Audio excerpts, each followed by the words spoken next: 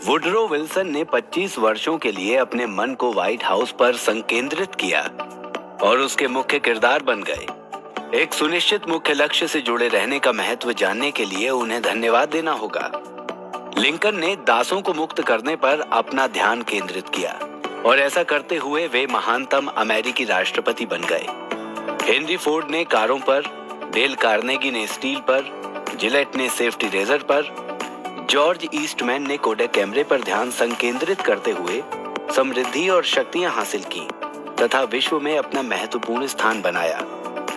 Helen Keller ने बोलने की कला सीखने पर ध्यान संकेंद्रित किया और गूंगी, बहरी व अंधी होने के बावजूद अपने जीवन के सुनिश्चित लक्ष्य को निर्धारित और हासिल किया।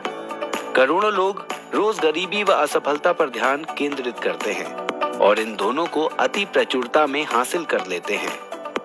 इस प्रकार ये देखा गया है कि जो लोग एक सुनिश्चित लक्ष्य के साथ कार्य करते हैं और अपने श्रम को उस उद्देश्य की पूर्ति में लगाते हैं, वे निश्चित रूप से सफल होते हैं। एक ऐसी चीज अवश्य होती है जिसे आप दुनिया के किसी अन्य व्यक्ति की तुलना में बेहतर ढंग से कर सकते हैं। आपको वो चीज निरंतर खोजनी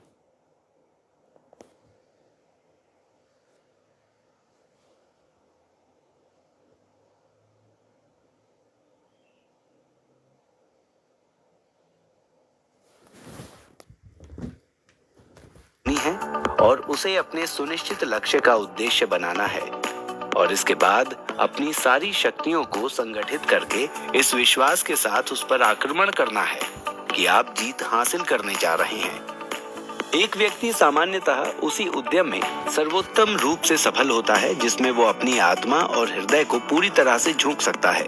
अब हम अधिक स्पष्टता के लिए उन मनोवैज्ञानिक सिद्धांतों की ओर वापस लौटते हैं जिन पर अध्याय टिका हुआ है। ये सिद्धांत इस प्रकार हैं। पहला, मानव शरीर की कोई भी ऐच्छिक गतिविधि मन के कार्य चालन के द्वारा विचारों के माध्यम से नियंत्रित व निर्देशित होती है।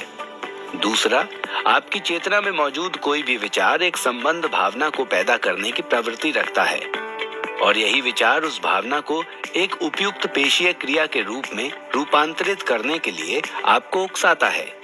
ये पेशीय क्रिया विचार की प्रकृति के साथ पूर्ण साहचर्य में होती है। उदाहरण के लिए, यदि आप अपनी पलकों को झपकने के बारे में सोचते हैं तो आपके दिमाग में उस गतिविधि को बंद करने के लिए कोई प्रतिरोधी प्रभाव या विचार मौजूद नहीं होता है। प्रेरक तंत्रिका उस विचार को आपके मस्तिष्क से जाकर उपयुक्त अंगों तक पहुंचा देती है और तुरंत ही संगत पेशीय क्रिया होने लगती है। इस सिद्धांत को अब एक दूसरे कोण से देखते हैं। उदाहरण के लिए, आप एक सुनिश्चित लक्ष्य को अपने जीवन कार्य के रूप में चुनते हैं और अपने मन को इस बात के लिए तैयार कर लेते हैं कि आप उस लक्ष्य को हासिल करेंगे। जैसे ही आप ये चुनाव करते हैं, वो लक्ष्य आपकी चेतना में अति प्रभावी विचार बन जाता है और आप निरंतर उन तथ्यों, सूचनाओं एवं जानकारियों के बारे में सजग हो जाते हैं जो कि उस लक्ष्य को हासिल करने की दृष्टि से जरूरी और उपयोगी है। जैसे ही आप अपने मन में एक सुनिश्चित लक्ष्य का रोपण करते हैं,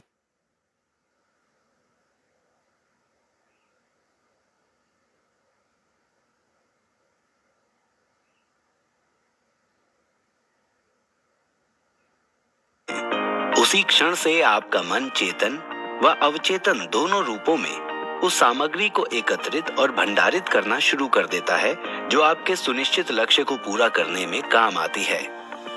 अभिलाषा वो कारक है जो निर्धारित करती है कि आपका सुनिश्चित लक्ष्य क्या होगा।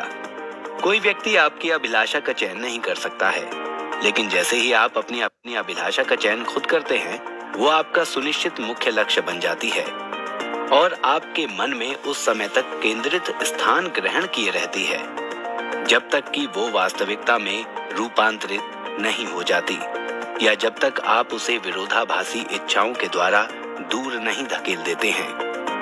अभिलाषा से लेकर लक्ष्य पूर्ति तक 3 चरण होते हैं। पहले चरण में अभिलाषा की आग को तीव्रता से भड़काया जाता है।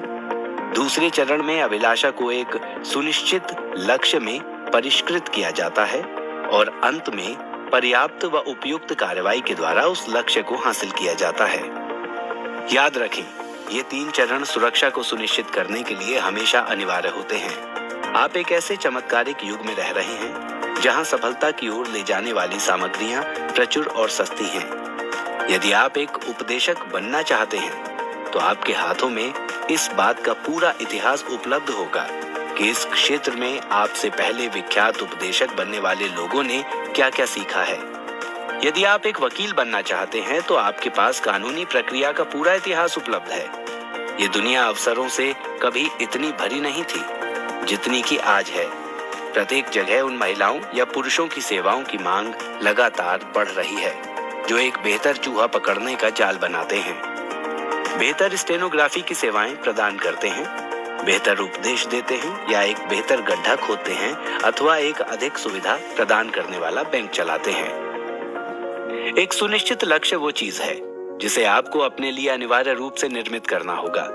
कोई दूसरा व्यक्ति आपके लिए उसे निर्मित नहीं कर सकता है और ये अपने आप भी निर्मित नहीं होगा।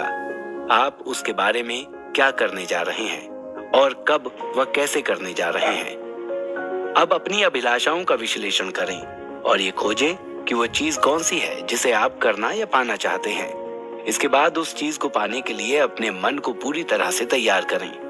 अध्याय 3 में आपको अगले चरण के बारे में संकेतित किया जाएगा और ये दर्शाया जाएगा कि कैसे आगे बढ़ना है। इस पाठ्यक्रम में कोई भी चीज संयोग के लिए नहीं छोड़ी गई है।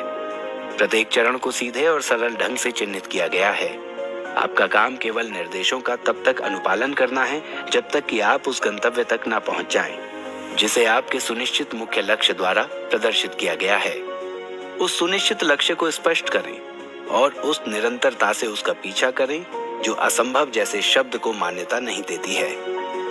जब आप एक सुनिश्चित मुख्य लक्ष्य का चयन करते हैं तब आपको ये तथ्य दिमाग में रखना है कि आपका लक्ष्य अत्यधिक ऊंचा नहीं होना चाहिए।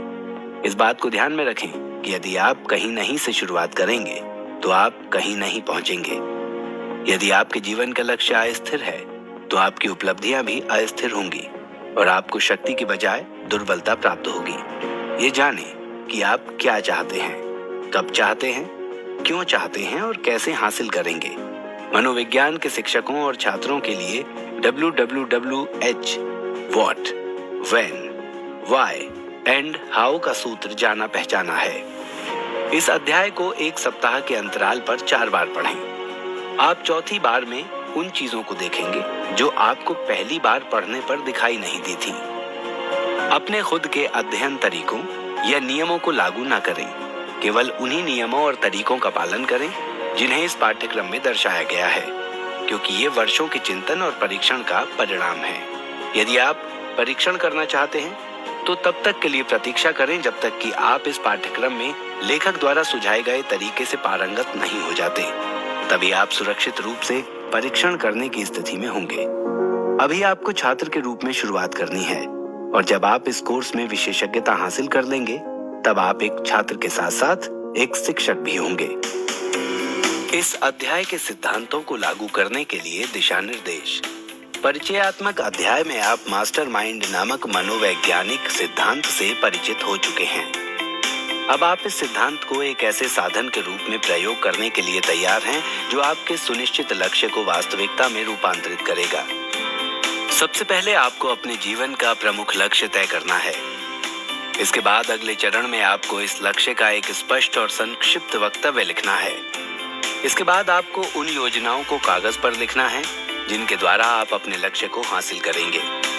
आपका अगला और अंतिम कदम ये होगा कि आप कुछ ऐसे व्यक्तियों के साथ एक गठबंधन निर्मित करें जो इन योजनाओं को कार्यान्वित करने और आपके मुख्य लक्ष्य को वास्तविकता में रूपांतरित करने में आपका सहयोग कर सके। इस मित्रतापूर्ण गठबंधन का उद्देश्य आपकी योजनाओं के समर्थन में मास्टरमाइंड के नियम को लागू करना है। ये गठबंधन आपके और उन लोगों के बीच निर्मित होना चाहिए जो दिल से आपका सर्वोत्तम और उच्चतम हित चाहते हैं। यदि आप विवाहित हैं तो आपकी पत्नी को इस गठबंधन का एक सदस्य होना चाहिए, बशर्ते आपके बीच विश्वास और सहानुभूति की एक सामान्य स्थिति मौजूद हो। इस गठबंधन के अन्य सदस्यों में आपकी माता, पिता, भाइयों, बहनों तथा कुछ निकट मित्रों को शामिल किया जा सकता है। यदि आप अविवाहित हैं तो भी आप अपनी महिला मित्र को इस मास्टरमाइंड का हिस्सा बना सकते हैं। ये मजाक नहीं है। आप अभी इंसानी मन के सबसे अधिक शक्तिशाली नियमों में से एक को पढ़ रहे हैं। आपके साथ जो भी लोग मास्टरमाइंड के निर्माण में एक मित्रतापूर्ण गठबंधन का हिस्सा बनेंगे, उन्हें भी आपके सुनिश्चित लक्ष्य और योजनाओं के लिखित वक्तव्य पर हस्ताक्षर करने चाहिए। प्रत्येक सदस्य के पास आपके सुनिश्चित लक्ष्य की एक लिखित प्रतिलिपि अवश्य होनी चाहिए। यदि आप प्रार्थना में विश्वास रखते हैं, तो अपने सुनिश्चित मुख्य लक्ष्य को कम से कम 24 घंटों में एक बार अपनी प्रार्थना का उद्देश्य अवश्य बनाएं। यदि आप ईश्वर में विश्वास करते हैं और ये मानते हैं कि ईश्वर विश्व में ईमानदारी से रचनात्मक सेवा प्रदान करने वाले की सहायता करता है, तो आपको ईश्वर के सामने अपनी याचिका प्रस्तुत करने का अधिकार है। आप ईश्वर से अपने जीवन की सबसे महत्वपूर्ण चीज को हासिल करने में सहायता मांग सकते हैं। आपके गठबंधन से जुड़े लोग भी अपनी प्रार्थनाओं में आपके लक्ष्य की पूर्ति को एक विषय बना सकते हैं।